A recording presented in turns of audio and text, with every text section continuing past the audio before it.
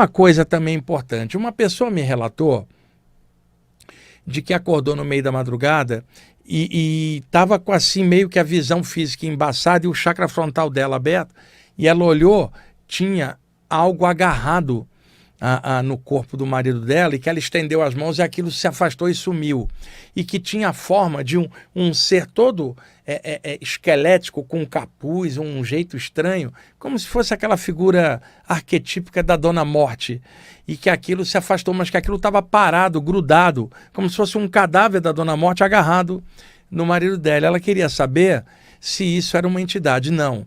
O que era isso? Uma forma-pensamento da Dona Morte. Nós criamos no imaginário popular uma figura para representar a ideia da morte. Eu já comentei isso em outros programas. O que é? Uma caveira com capuz e uma foice, né? Imagine uma mortalha que vai vir te buscar na hora da morte. Isso aí é um mito, uma criação, uma construção arquetípica que a população transformou em verdade. Aí chega um espanhol, né? Baseado nisso, chega para o Eury e fala: cuidado, Eury, por quê? E aí o espanhol fala: Dona Muerte está chegando.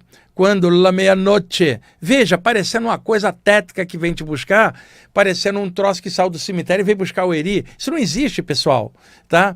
Existe a construção mental de um símbolo, que é uma caveira com um capuz e uma foice. Isso não existe. Não vai vir nenhuma caveira te ceifar a vida na hora da morte. Você só vai desencarnar porque você está encarnado, é lei da natureza. Não precisa de nenhum espectro vir te tirar e passar uma foice no teu pescoço.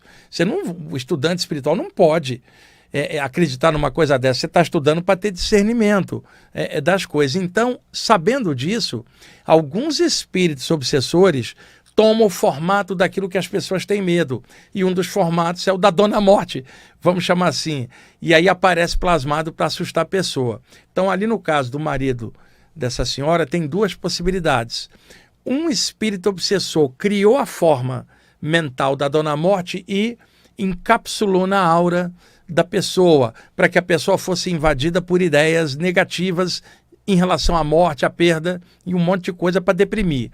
Ou a segunda, que é muito provável, uma pessoa com tal medo da morte, por educação religiosa, fundamentalista, ou por muito medo, a mente ter criado essa forma arquetípica que estava grudada como algo parado. Porque como discernir se é uma entidade ou uma forma mental?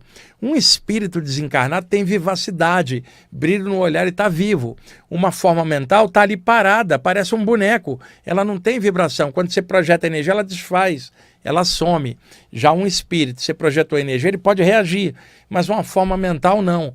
Então é possível que uma pessoa crie esse arquétipo plasmado como forma mental, porque anda pensando muito na morte, o medo, ou pensando em coisa tétrica, às vezes filme de terror, e cria essa imagem grudada na aura, numa espécie de auto-vampirismo, de auto-obsessão.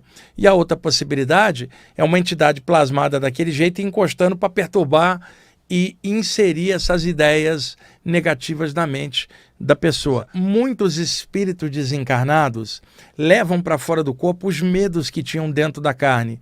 E esse medo da Dona Morte, você pode encontrar um espírito já desencarnado e em looping mental com medo da morte, ou a ideia da morte causando medo, mesmo ela desencarnada. Ela está num looping mental.